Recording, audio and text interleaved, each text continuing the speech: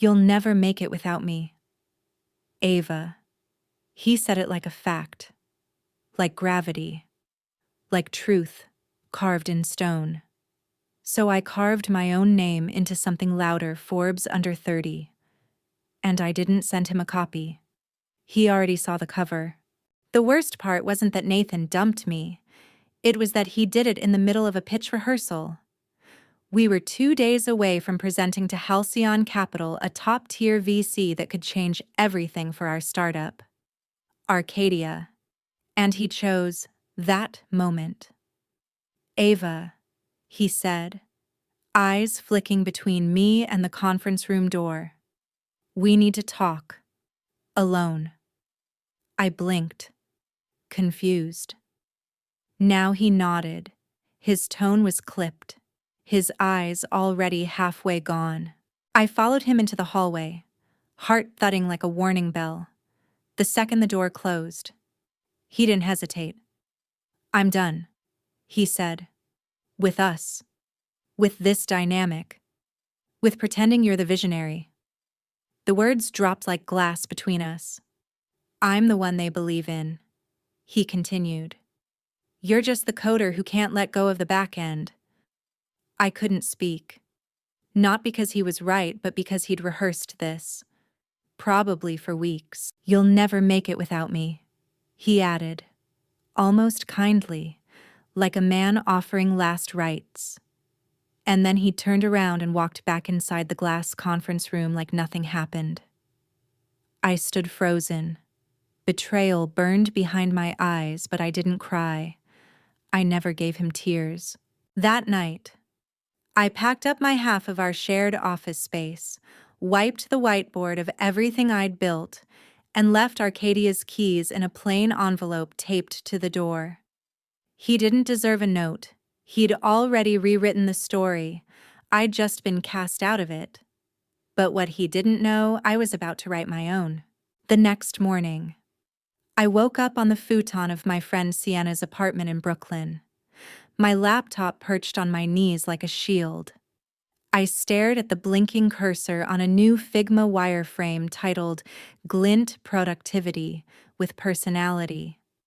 It was the seed of an idea I'd shelved for years while helping him build his dream. Not anymore.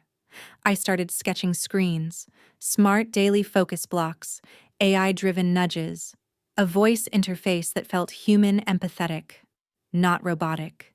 It felt like me, quirky, useful, honest. By noon, I had the first interactive prototype. By dinner, Sienna peeked over my shoulder and said, "This is better than anything you two built together."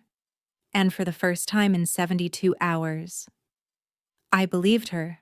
Over the next 3 weeks, I built nonstop. I slept on Sienna's futon, lived on takeout Thai and bodega coffee. My hair was a mess, my inbox a graveyard. But GLINT came alive. I gave her a name G and a voice calm, witty, a little sarcastic, like me on a good day. I coded through storms, imposter syndrome, and memories of Nathan's voice telling me I wasn't enough.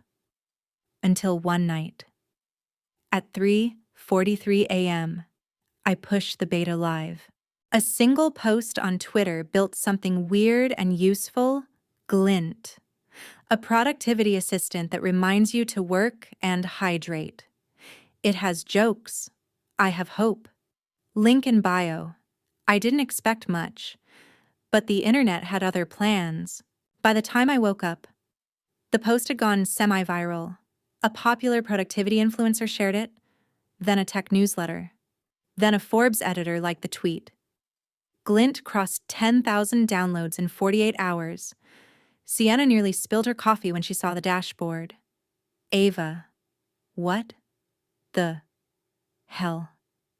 I just laughed, tired, shaky, but laughing. Nathan still hadn't texted, but I knew he'd seen it. I made sure of that. The viral buzz from GLINT didn't last forever. By day 5, the dopamine wore off. By day 7, the crash hit. I had 12,000 users and no infrastructure. People were DMing me with questions, bugs, suggestions, and complaints. My inbox looked like a tech support forum, and I had no team, no budget, and no plan. Worse, I started second-guessing myself. What if Nathan was right? What if this was just a fluke? I curled up on Sienna's couch and watched the cursor blink on my email tab for an hour before closing the laptop. "You okay?" she asked gently, sliding a cup of tea into my hands. I feel like I'm trying to hold back the ocean with a spoon, then stop trying to do it alone. She sat beside me. "You don't have to prove anything to him anymore. Ava, do it for you." That hit deeper than I expected. Sienna introduced me to one of her old Stanford friends, Jordan Lee, a systems architect and back-end wizard who'd recently been laid off from a major fintech startup. He'd seen the GLINT thread on Twitter and was already a user. We talked over Zoom. "I love what you built," he said. "You just need some muscle under the hood." "And budget," I added with a grimace. Jordan grinned. "Let's barter. You give me some advisory equity. I'll give you code. Deal." That same week, I applied to every grant, accelerator, and Women in Tech fund I could find. Most didn't reply, but one did lift her. A pre-seed fund for solo female founders. They invited me to pitch. The pitch was virtual. I wore a white blouse, pulled my hair into a neat bun, and sat against a blank wall with a ring light I borrowed from Sienna. My voice shook a little, but my slides were clean, my numbers honest, and my story raw. "This isn't a revenge app," I said. Closing the pitch, "It's a reimagining of how we interact with productivity. I want people to feel seen when they open it, like it's helping them, not judging them." Silence. Then the lead partner, a woman named Marisol Grant, said, "We've seen 100 AI tools this quarter. Yours is the only one that made us feel something." I exhaled. They wired $50,000 the next day. It wasn't millions, but it was mine. I used it to hire Jordan part-time, pay off the back-end hosting, upgrade the UI, and build a newsletter. GLINT V2 launched 4 weeks later with voice customization, focus music integration, and energy-based task scheduling. Tech Twitter noticed. So did Product Hunt. So did Nathan. He reposted GLINT's launch tweet with a subtle dig. "Looks like someone's trying to clone Arcadia's early DNA." Wild times. I stared at it, then rolled my eyes. I didn't respond. Didn't need to. 2 hours later, Marisol texted me a screenshot of a GLINT dashboard. 50,000 active users, and growing. That weekend, I stood in front of a mirror in a thrifted blazer, prepping for a podcast interview about women in tech. I adjusted the collar, stared at my reflection, for the first time in months. I didn't feel like the girl Nathan left. I felt like the woman he underestimated. When GLINT hit 100,000 downloads, my inbox changed. Suddenly, I was inspiring. Every newsletter wanted a quote. Every recruiter admired my hustle. And every ex-classmate who once ghosted me liking my LinkedIn posts. But praise is easy when you're winning. The real test came when the servers crashed on a Monday after a productivity coach with 1 million followers put us in their morning routine reel. Jordan and I worked through the night. We patched, rerouted, relaunched. At 4:00 a.m., he texted, "You built something people actually use. That's rarer than you think." That meant more than any interview. A week later, I got an email that made me drop my phone. Subject: TEDx Brooklyn. Keynote invite. Sienna screamed when I read it aloud. "You're officially that girl, TM." She laughed. I wasn't so sure. Imposter syndrome is louder than applause sometimes. But I said yes. 'Cause old Ava would have said no. In the meantime, we needed a proper front-end lead. Someone who could elevate the UX and expand the mobile experience. Sienna introduced me to Anya Patel, a self-taught developer with a cult following on DevTalk for her design tutorials. We met at a coffee shop in Williamsburg. She ordered matcha and listened carefully while I walked her through GLINT's roadmap. Then she said, "I've been offered double your budget from 3 companies." My face fell. She smirked. "But none of them are you. I want in." I could have cried. Instead, I signed her that night. GLINT was no longer just a scrappy tool. It was becoming a team, a vision, a movement. Then the news broke. Nathan had joined Orion AI, a heavily backed competitor. He wasn't just working there, he was leading product on their new assistant platform, Oreo. Classic. Jordan said when the headlines dropped. "He's repackaging your ideas in a corporate box." The tech press called it revolutionary. My jaw clenched as I watched the promo video. It looked sleek, smart, soulless. He hadn't built something better, just shinier. Still, the timing spooked me. Our next feature drop was days away. GLINT's new deep focus mode. Built on behavioral AI, it needed to work. We did a soft rollout to power users. The feedback phenomenal. One user wrote, "GLINT feels like it knows me better than my therapist. Please never let this product die." I screenshotted it, pinned it to my desktop. Not for my ego, but for proof. That I was doing something real. That I was doing it without him. The TEDx event came faster than expected. I wore all black. Sleek. Sharp. Solid. The stage lights felt like fire. My palms were sweating. My heart hammered. But I walked out anyway.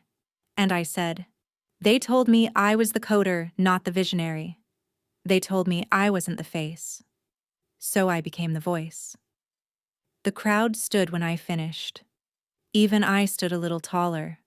The morning after TEDx, I woke up to a flood of DMs, tags, and emails.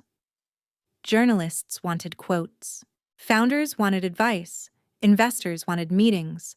And somewhere in that sea of attention, a small email stood out.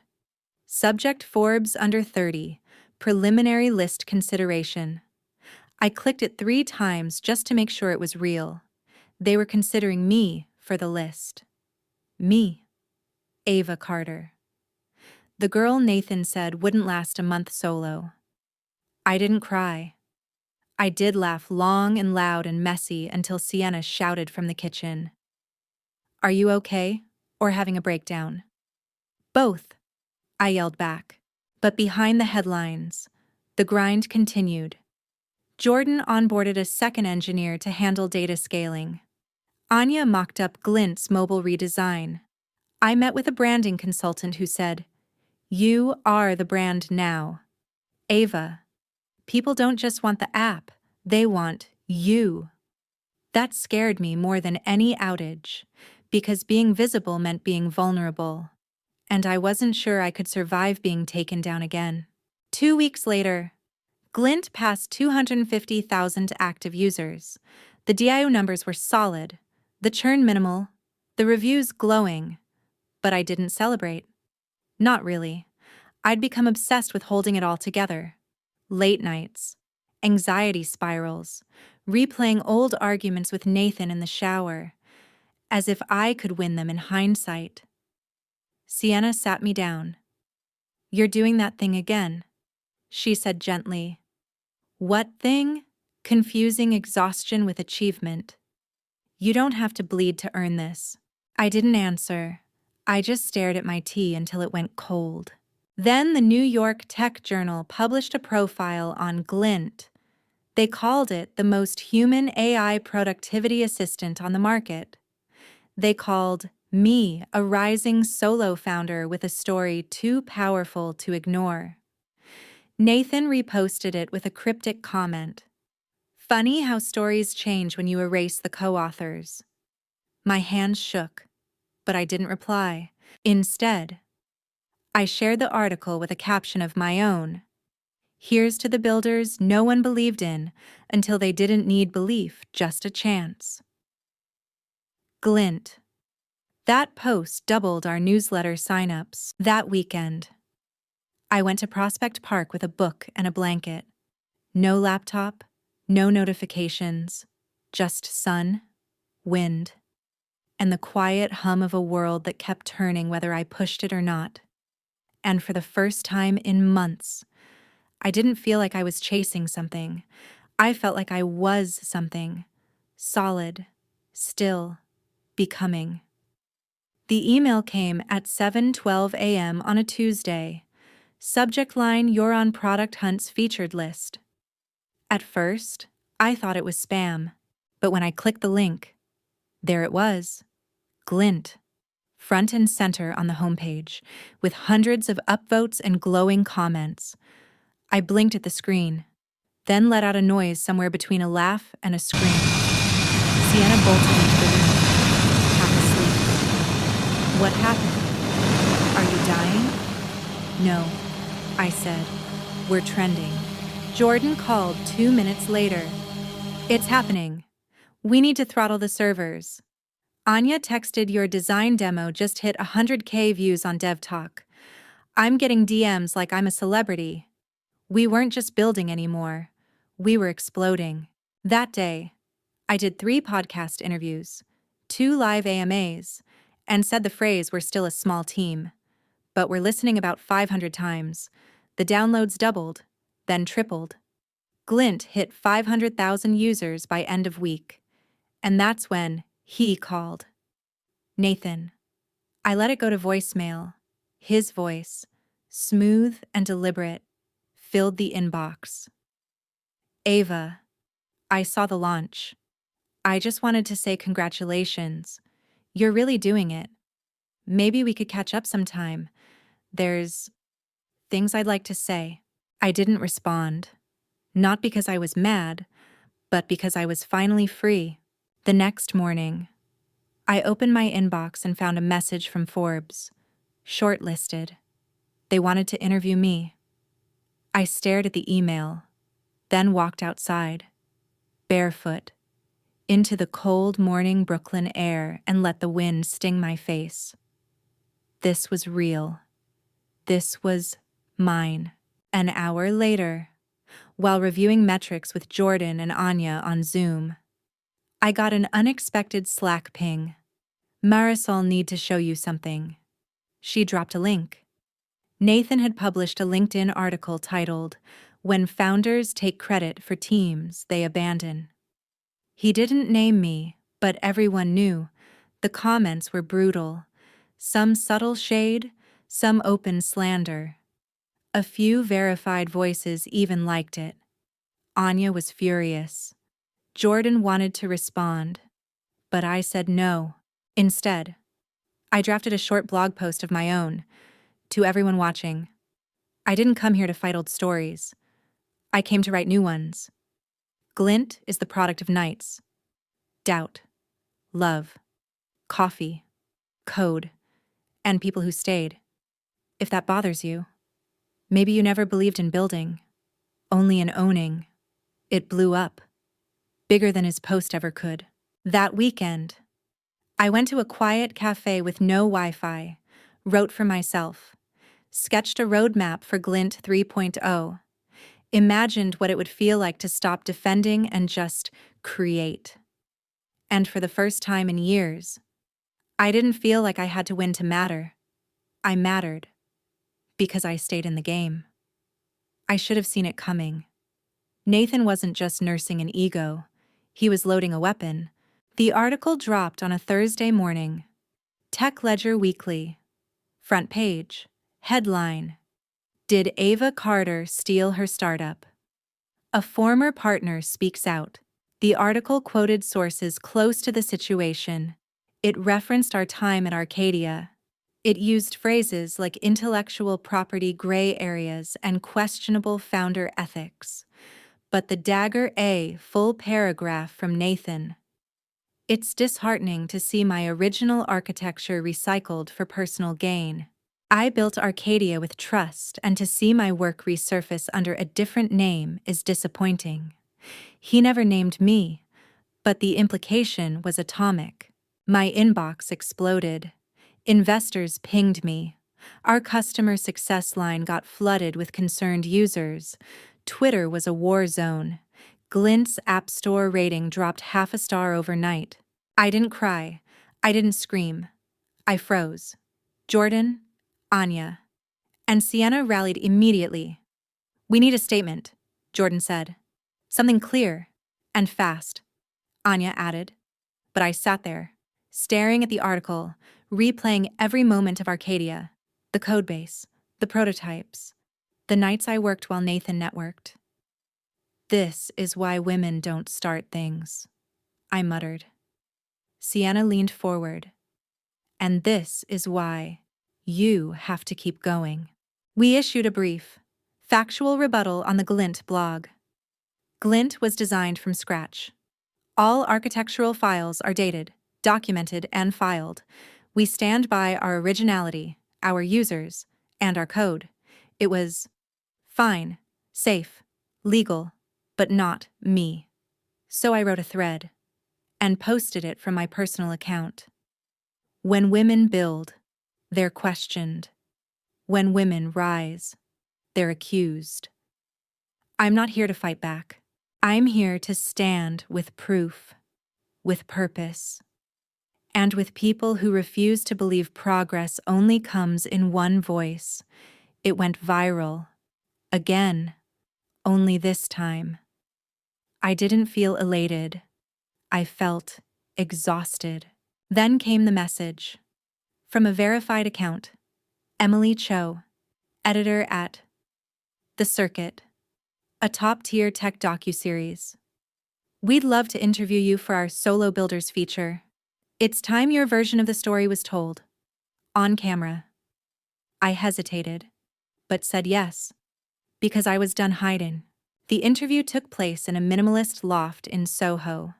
Lights, cameras, makeup. I wore navy, spoke slowly, and told the story, my story, without bitterness or blame. Just facts. Footage of GLINT's user growth played behind me, clips of the product in action, the voice of G guiding users gently through their chaos. The last frame, me, walking through Brooklyn at sunrise, voiceover saying, "They said I needed him to make it. But what I needed was me." The documentary aired a week later. It wasn't flashy. No bombshells, no revenge edit, just a calm, cutting story of survival. Me, on camera, walking the audience through what it actually took to build GLINT. Not the viral moments, but the silent ones. The 3 a.m. coding sprints.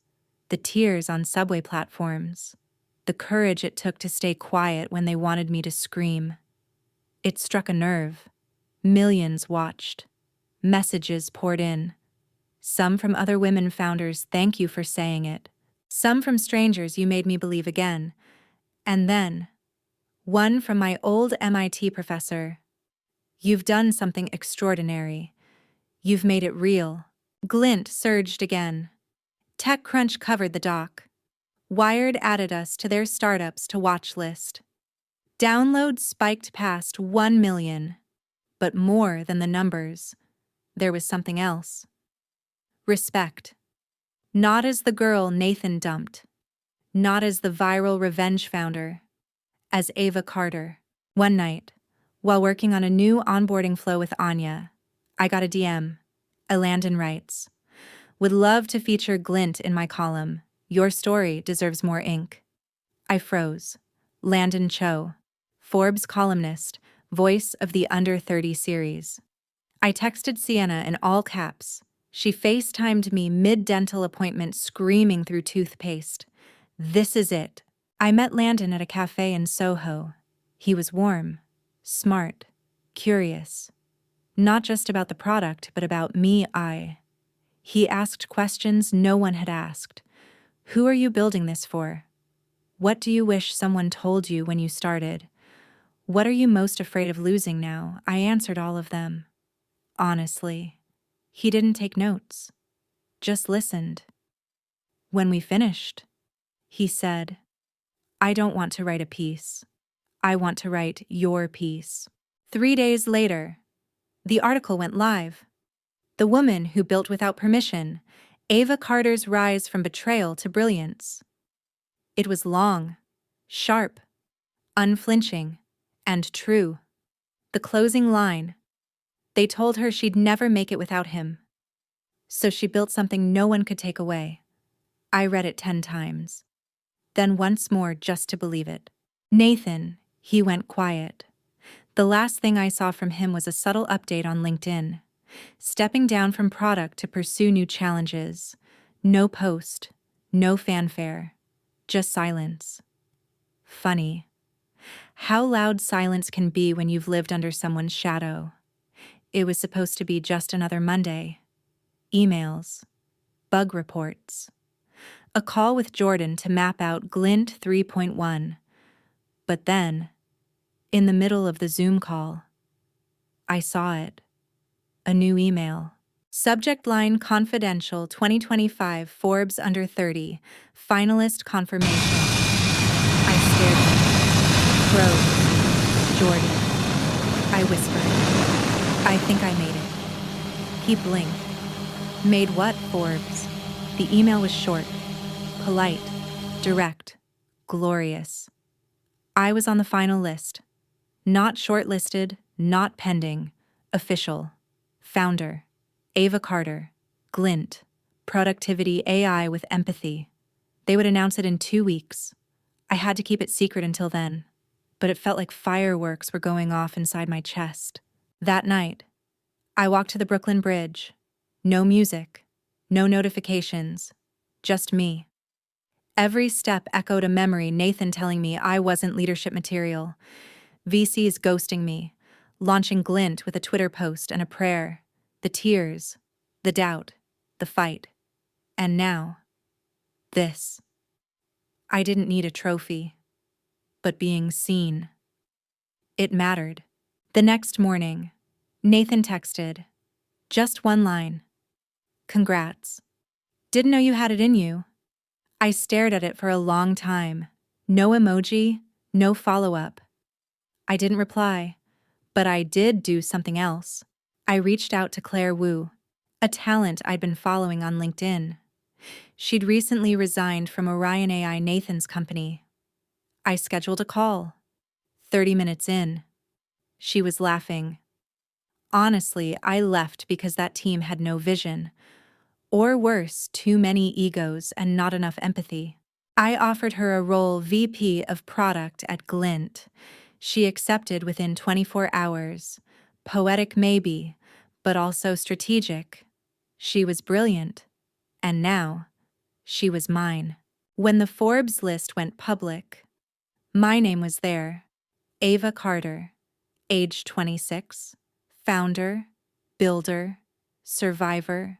Photos, quotes, links to the docuseries, and a headline I'd never imagined: how a solo founder rebuilt herself and the future of productivity. The day it dropped, my old Arcadia badge arrived in the mail. No note, just the plastic rectangle with my old photo and co-founder title. I laughed, then tossed it into the recycling bin. I wasn't half of anything anymore. The week after the Forbes list dropped, everything changed. Suddenly, I wasn't knocking on doors. I was being invited in. Panels, conferences, interviews, boards. VCs who once left me on red were now so impressed by your resilience. One firm, Archetype Capital, offered a 3.5 million seed round. Take it and run, Jordan said. Negotiate harder, Anya added. So I did both. And we landed 4 Maulers. We threw a tiny team party in the GLINT office, just 7 of us, passing around cupcakes and cheap champagne in paper cups. Sienna raised hers to Ava, the girl who didn't break. She built. I blushed, but it felt good, like home. A week later, I got an invite I never expected. SXSW Founders Keynote, headliner, me. I walked into that Austin ballroom with Claire, Jordan, and Anya flanking me like a squad. The energy was electric. 1,000 founders, investors, students, dreamers, and me in the spotlight. I started slow, talked about burnout, betrayal, building anyway. Then I paused, took a breath, and said, "We don't rise by stepping on people. We rise by showing others that they can too." I didn't make it in spite of failure. I made it because of what I did after. The room went still, then erupted. It wasn't applause. It was recognition. Backstage, a woman approached me, early 20s. Nervous, she whispered, "I almost quit last month. Then I saw your doc. You saved my startup." I hugged her, because I knew that feeling of almost walking away, of almost believing the voices that said you can't. Later that night, while scrolling headlines, I found a tiny blurb on page 4 of a startup digest: Orion AI dissolves consumer division. Sources cite internal misalignment and brand trust erosion. Nathan's product, gone, no noise, no farewell, just closed. I didn't smile, but I did close the tab and open GLINT. We were onboarding our millionth user. I recorded a personal welcome message. "Hey, I'm Ava, and I built this to help you feel seen, not judged. You're not late. You're right on time." 6 months later. GLINT wasn't just a startup. It was a movement. Schools used it to help students focus. Hospitals adopted it for burnout recovery programs. Companies replaced their clunky tools with it because, as one exec put it, GLINT doesn't just organize tasks. It understands humans. We moved into a proper office, a sunlit space in Dumbo with plants, whiteboards, and that quiet buzz of a team in flow. Every Friday, we did unplugged hours, no meetings, no emails, just building and breathing. I loved it. Not because it was perfect, but because it was ours. One morning, I opened my inbox to see an invite. Keynote speaker, Forbes Under 30 Summit. They wanted me to open the main stage. I stared at the screen, then walked to the window and watched the East River shimmer. I remembered who I was when this all started. The girl with shaking hands and no apartment. The woman who lost a co-founder and found a company. And now this. At the summit, I wore a midnight blue pantsuit and a simple chain around my neck.